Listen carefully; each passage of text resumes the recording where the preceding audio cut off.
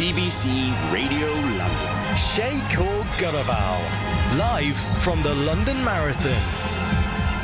A key component for our London Marathon coverage. He's our London Marathon expert. He's got some athletes actually running the London Marathon today. He is a coach, founder of Performance Physique, is Arj Thiruchelvam. Arj, great to have you here. How's your day been?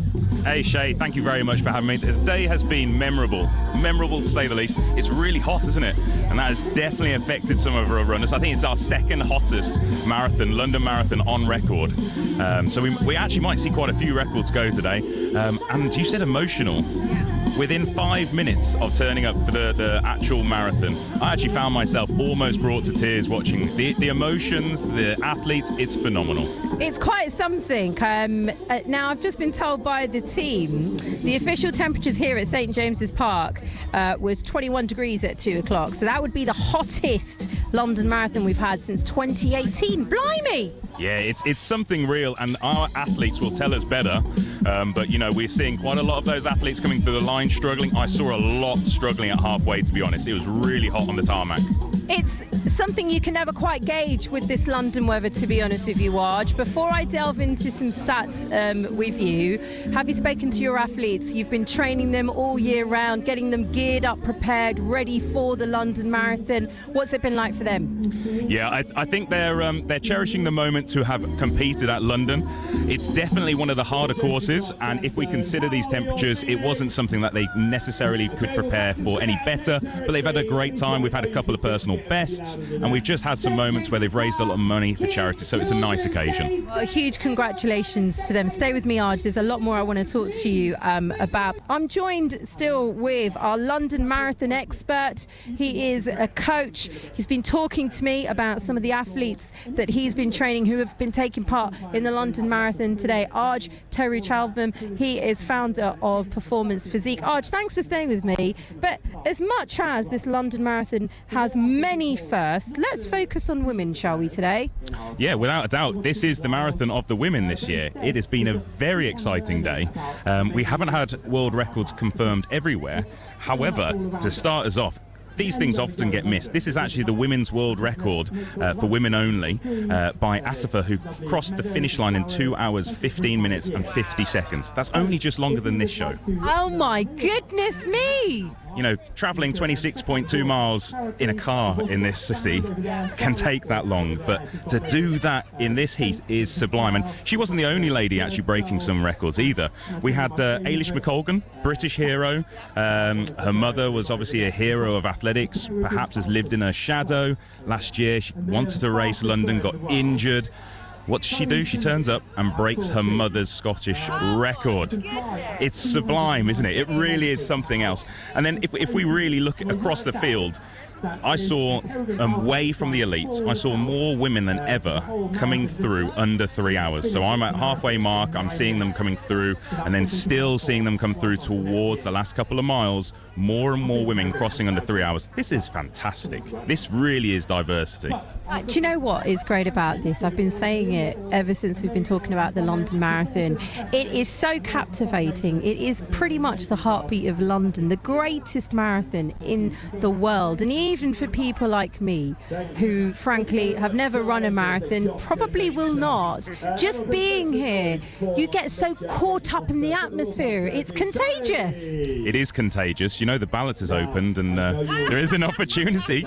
I did that. I was lying there last night. I thought, you know what, let's just go in the ballot. We could do it together, Shay. We'll have a chat off air, but I feel what is beautiful is even if you are not that athlete, even if you are not that runner, just being here, it is so contagious. It is absolutely the best day out, I think, with family and friends. I'm seeing a lot of, you know, young families who have been doing picnics and supporting friends and family alike. Throughout the rest of the show, I'm going to be speaking to you. I want some top tips. What would you be saying right now to anyone who's just finished the London Marathon? What do they do first? Sit down, stretch their legs, have water? What should you be doing? You should do whatever you want, because you know what? You've run an awfully long way. Do whatever you want. You've got the right to grab a burger if that's what you want, if a pint, or if you just want to rest and be with with your loved ones, then do that.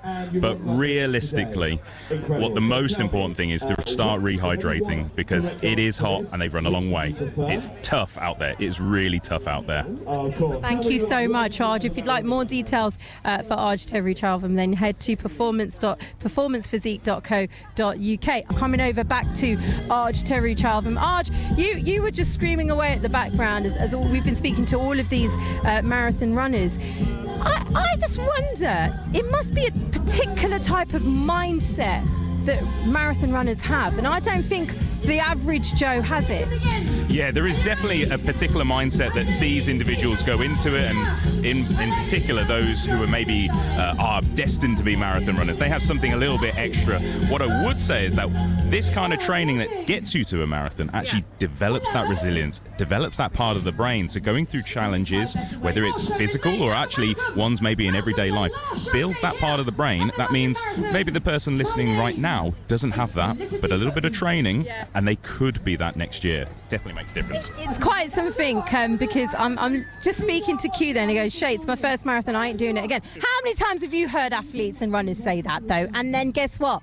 Maybe it's a year down the line or a couple of years down the line, they're training again for London Marathon. Yeah, I mean, that's why I was laughing. I hear that pretty much 99% of my day. They always finish that finish line, go, oh yeah, that was amazing, I'm never doing that again. And then I hear from them, a few months later saying, right, I'm ready to start training again, we're going to Berlin or whatever it is. What is it about London Marathon, though, that you think makes it one of the greatest in the world? We mentioned earlier on, the hottest London Marathon was in 2018. Today, it's hit around about 22, 23 degrees at St James's Park. So there's the weather that can be very contentious, as all Londoners know. Then you look at the fact earlier on, I was saying, this year's event aiming to break the world record for the most participants in the marathon. We're still waiting to get confirmation. Understanding is around about over 56,000 people expected to have crossed over that finish line. But what is it about this marathon that beats and trumps all the others, do you think? It's actually the crowd. It's the city and the crowd. The marathon, it's the same distance everywhere you go. So you are monitoring performances always against the time and distance. But you can't really take into consideration the culture, the fact that London is so diverse, that we have so many cultures here all coming together. And obviously these beautiful, beautiful buildings, which I don't know about you, but in the sunshine, they look like they've been washed, don't they? So true. It looks amazing. And that's really what sets London apart from all of the others. And year on year, more and more. I think it was 200,000 more people applied for this year than last year.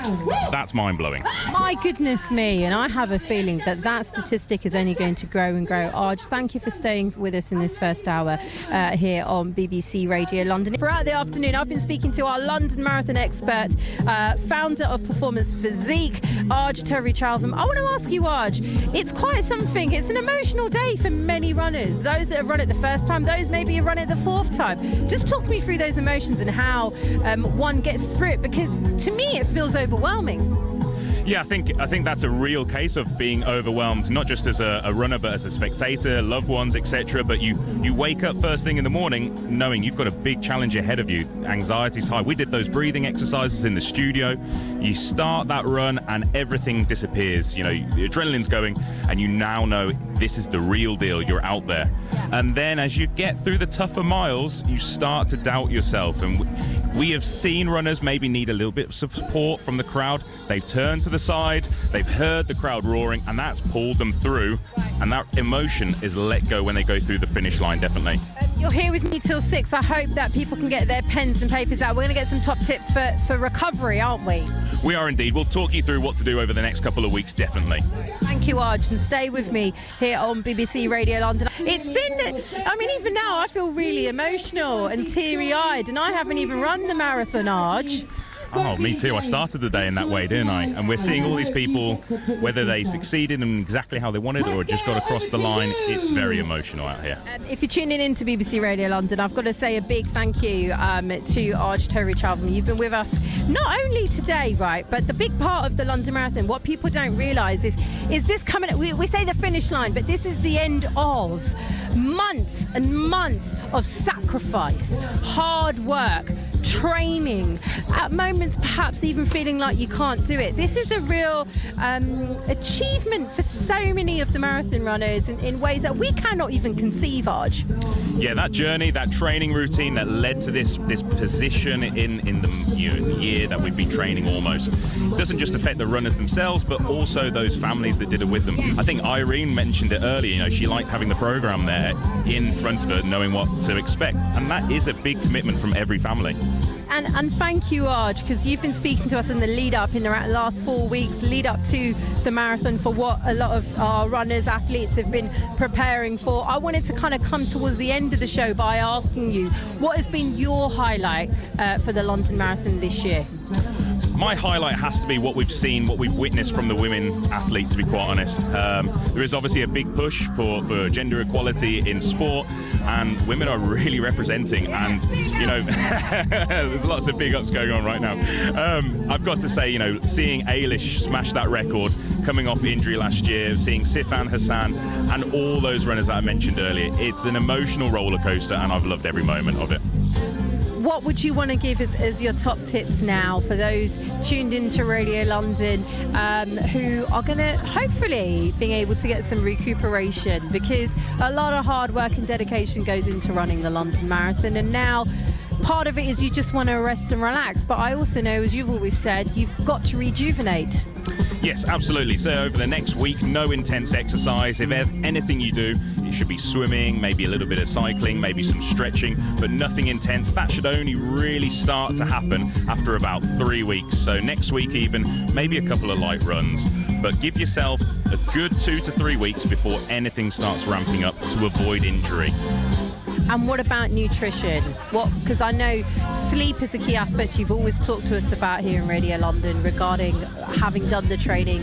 I suspect for a lot of people it's going to be easy to fall asleep and knock out and rest. But what about the nutritional side in the coming weeks?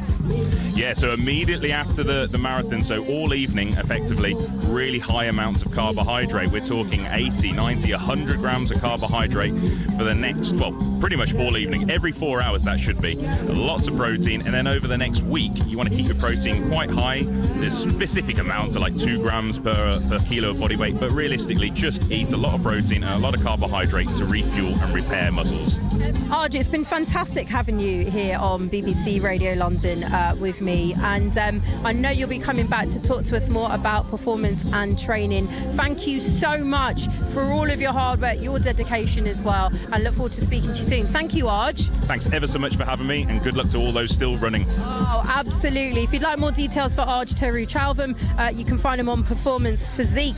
This has been Shay Kaur-Grewal live on BBC Radio London. Throughout the day, we've been bringing you the coverage on the greatest marathon in the world. Began 1981, and look at us here 45 years later. We're all part of this big family. Big thanks to Arj. Thank you very much for listening to the Performance Physique podcast. Don't forget, you can find us on Instagram. It's at performance_physique. You can find us on Facebook, Performance Physique, or if you just head to performancephysique.co.uk, and we'll do our very best to help you. It will mean the world to me, though, if you can share this podcast with one friend this week. Right, for now, take care.